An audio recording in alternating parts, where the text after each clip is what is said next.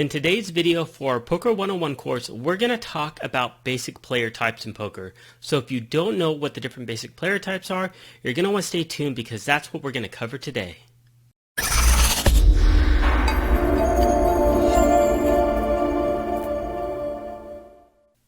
Hey guys, welcome to today's video. If you guys don't know who I am, my name's Alton Harden. I'm the founder of MicroGrinder Poker School, and we're all about turning struggling and beginning poker players into good winning poker players through solid poker fundamentals. And if you guys are new to our YouTube channel, consider hitting the subscribe button down there. And also, if you guys want a free copy of my Poker Fundamentals ebook, check the description area below because included in our free 6 Steps to Profitable Poker course is a free copy of that ebook. But without further ado, let's go ahead and let's get into today's video. In today's lecture for our Poker 101 course, we're going to talk about the basic player types in poker. And we're talking about this concept in Poker 101 and not in Poker 201 or Poker 301 because it's vitally important for you to understand basic player types in poker before we move to Poker 201 and Poker 301. So I wanted to make sure I talked about this concept in our beginning Poker 101 course because when we talk about poker, there's two different aspects of it if we think about it from a holistic point of view. One aspect is we play the cards, right? We play our cards, we play the community cards on the board, and we play against our opponent's ranges. The second thing is that we play against different types of players. So when we're playing poker, we need to consider both of these things. If we're only considering the cards, or if we're only considering the opponent, it's incomplete poker. If we consider both of them, then I consider that complete poker. So that's why I want to make sure we talk about basic player types in Hold'em and in poker in general. And so when I talk about basic player types, there's 4 different types. And the great thing about today's lecture is that I just discussed this with a student last week. We went ahead and put up a diagram and we walked through it together. We filled it out together. And so that's what we're going to do today. So let's go ahead, let's jump over to my computer screen and let's talk about that right now. Alright guys, so we're taking a look at my screen and this is a diagram that I put together with a student last week during a coaching session. So he wanted to review basic player types and so this is what we did. We put this little matrix together.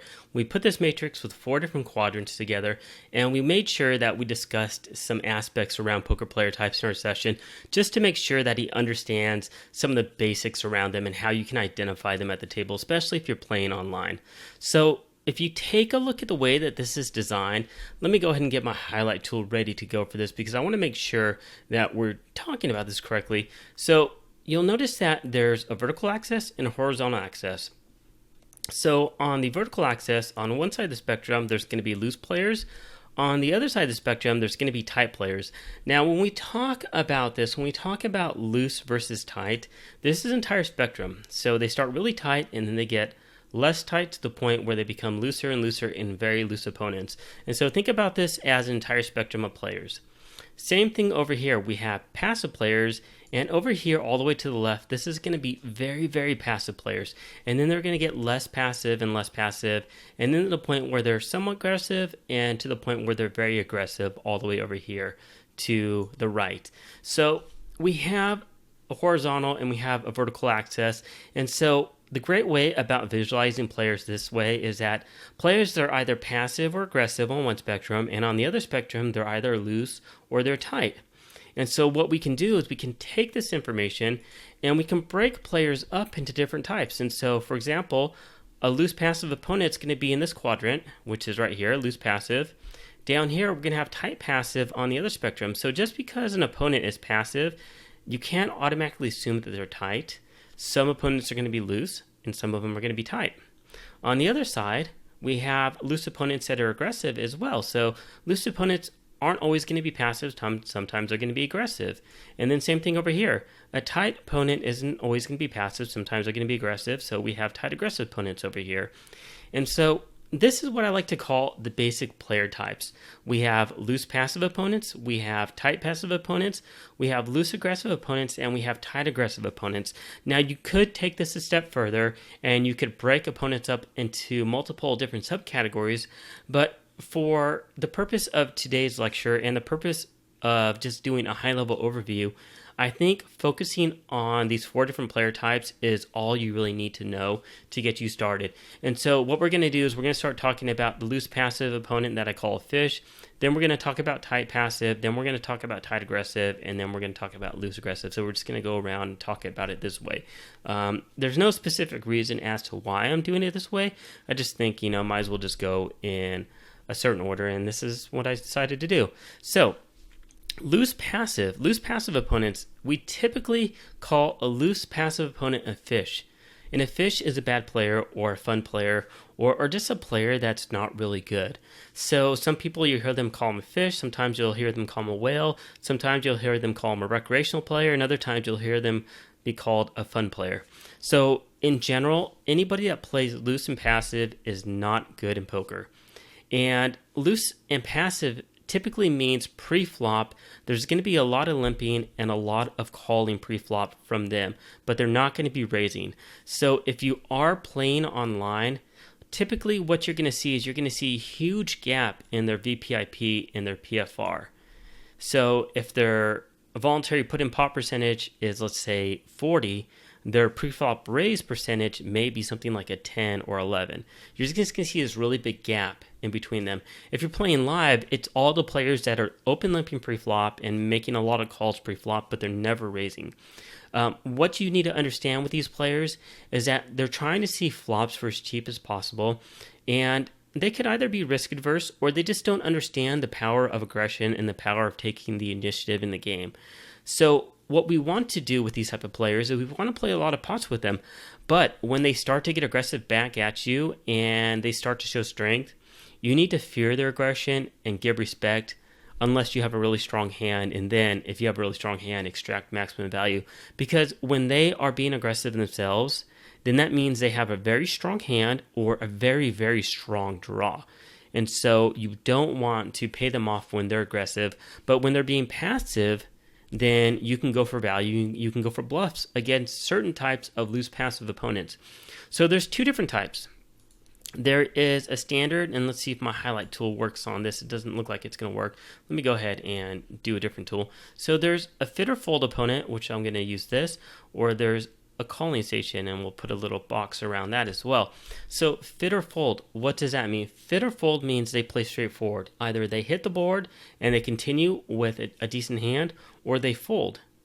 A calling station, on the flip side, just like his name says, is a person that doesn't like to fold pre-flop. If they catch any part of the board, if they have any sort of a draw, if they have overcards, they're going to like to call a lot. So versus fit or fold, we can play very aggressive. We can value bet and we can bluff, but a calling station, we typically don't want to bluff. When we're looking to identify them, let me get rid of all this stuff and clean this up. When we're looking to identify one or the other, we typically want to look at how often they're folding to C-bets. So somebody that folds to a lot of C-bets post-flop is going to be playing fit or fold. Somebody that doesn't fold to many C-bets is going to be a calling station. So in terms of these opponents, we want to steal their blinds with a tighter range as well. So if we're on the cutoff on the button, we also don't want to be opening too wide because they like to call a lot pre-flop.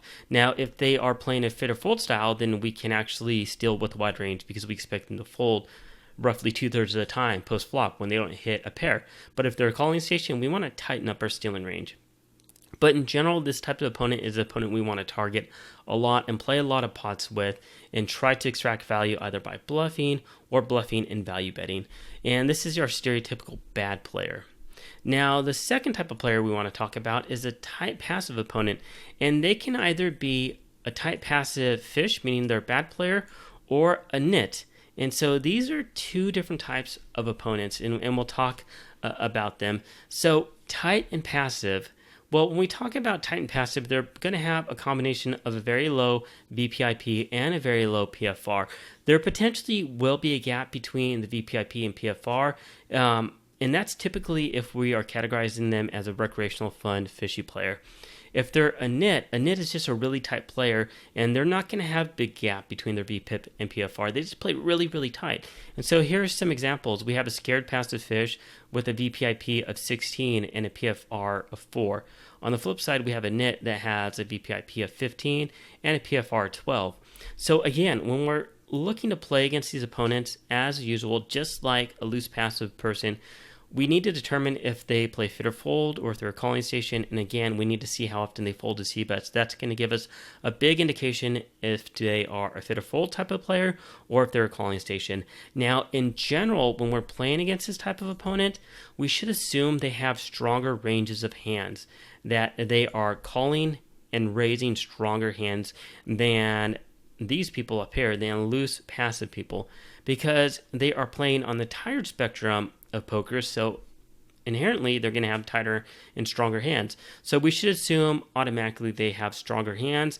And when we're talking about playing against them, again, how we play against them is we need to identify if they're fit or fold or calling station, or if they're a fish or if they're a nit, because how we play against them is going to differ drastically.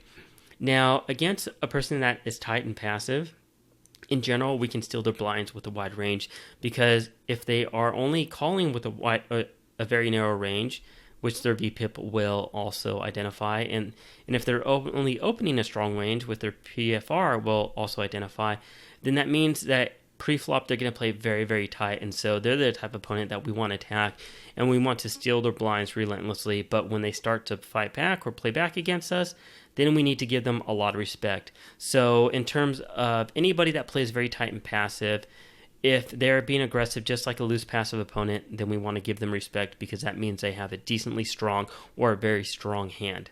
So that's the loose passive opponent and the tight passive. Let's go ahead and jump over to the third type of player. That is the tight aggressive opponent. And this is the style of play that I recommend and the style of play that I teach here on our MicroGrinder Poker School YouTube channel. So for beginning and struggling poker players, I recommend you play tight and you play aggressive. And this is your stereotypical good player. We don't play too wide ranges. We don't play too loose, but we play a decent range. We're positionally aware. We play tighter ranges in early position. We widen them up as we get to late position, and we play tight aggressive poker. In terms of identifying a tight aggressive opponent, you're going to take a look at their VPIP and PFR. You're going to notice that the VPIP is not too high and the PFR is not too high. So for example, 6 max, it might be something like a VPIP of 20 and a PFR of 18. And you're going to notice there's not going to be a big gap between the VPIP and PFR. It might be anywhere between 1 and 4 percentage points. But in general, these are good, aware opponents. And this is, again, is what I preach here on our YouTube channel. Now, the last type of basic player types is what we call loose aggressive opponents. And I put their acronym LAG in here. Now, sometimes you're going to face good loose aggressive opponents, and other times you're going to face bad loose aggressive opponents. So when we talk about good loose aggressive opponents, we identify those as lags, and they're probably the toughest type of players to play against at a table, especially if they have position on you, because they're going to put you in all sorts of tough situations. They know when to value bet you, they know when to thin value bet you, they know when to semi-bluff, they know when to just purely bluff you in specific ranges, specific runouts, specific board textures, and they just tend to put you in very tough situations because they're not afraid to battle, but they know what they're doing. So that's good loose aggressive opponents. Now on the flip side, there are bad loose aggressive opponents, and I typically call them maniacs. These are just the guys that are out there just spewing off chips, throwing money around, gambling. Just there's really no rhyme or reason to what they're doing except that they want to gamble and they want to push money around the pot. So when you're looking at an opponent that potentially is loose aggressive, again, they're going to have anywhere from a moderately high to a very high VPIP and PFR. Now, a good loose aggressive opponent is going to be moderately high in terms of its VPIP and PFR, and there's not going to be a big gap. But if you're looking at somebody that has a very high VPIP and maybe a moderately high PFR where there's somewhat of a gap, maybe you're looking at a bad aggressive opponent. Or if both their VPIP and PFR are both extremely high, then you're typically going to be looking at a bad aggressive opponent. So in general, when we're playing these opponents, there's different tactics and strategies to fight back against them. And of course, how we play back against a good loose aggressive opponent versus a bad aggressive opponent is going to be drastically different. But in general, whether we're playing a loose aggressive opponent or a tight aggressive opponent, and let me go ahead and get a box around both of these, we want to play more hands in position. So we want to be in position to them, both loose aggressive opponents and tight aggressive opponents, because again, playing out of position sucks, but playing out of position against an aggressive opponent that is good and an aggressive opponent that's just crazy is just very difficult. So we want to try to be in position and play a lot more hands in position versus them than when we're out of position.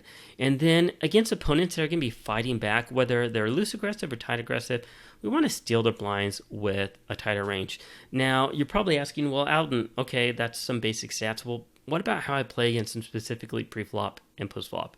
I could talk for hours and hours about that, and that really goes beyond the scope of today's lecture.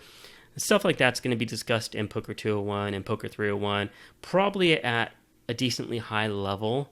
I'm not going to get into the weeds and all the details. If you guys want lots of details on this, you're going to have to take a look at some of my courses on MicroGrinder Poker School, because again, some of these courses go up to anywhere from 6, 7, 8, 9, 10, up to 15 hours in length, and really I just can't accomplish that on YouTube with the free videos, and it's really not the goal. The goal is to provide you guys a decent amount of information for free on the YouTube channel. But if you guys want these in-depth courses, you're going to have to head on over to MicroGrinder Poker School.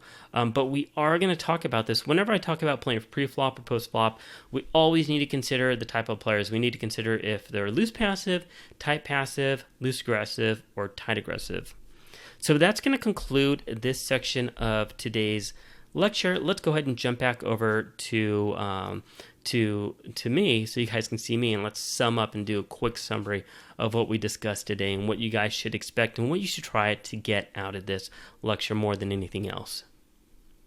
So in today's lecture, we talked about the 4 basic player types. We have opponents that are either passive or they're aggressive, or they're tight or they're loose, and we broke them up into the 4 categories of players, right?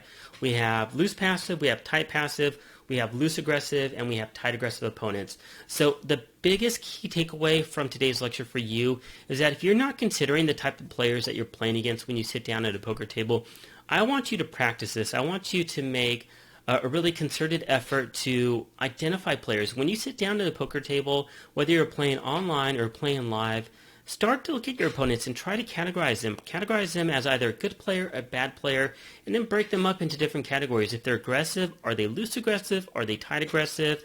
If they're passive, are they tight passive? Or are they loose passive? And also determine how do they play post-flop. Are they a fit or full player that plays straightforward? Or are they a bit of a calling station? Or are they a good player that's going to play back correctly? So that's the biggest takeaway, is I just want you to practice this because, again, remember, there's 2 different sides to the game, right? Playing the cards and playing the player. And to be a complete poker player, you have to consider both of these aspects of the game. So that's going to conclude today's lecture. If you liked it, please give it a thumbs up. And also, if you guys aren't subscribed, as usual, please click that subscription button down there. Subscribe to my YouTube channel. And also, like I said earlier in the video, if you guys want a free copy of my Poker Fundamentals ebook, go ahead and check out the description area, because included in my free 6 Steps to Profitable Poker course, you get a free copy of that book. And also, if you guys like what I do on this YouTube channel, if you like all the free content that I put out for you guys, check my Patreon page down below. And if you guys are able to, please think about considering supporting this channel, because you guys can support this channel for as little as $1 per month. And I appreciate any type of support that I get, because it allows me to continue to produce content for you guys on a regular basis. But anyways, guys, thanks so much for watching today's video. Take care. I will see you guys at the next video. See you later.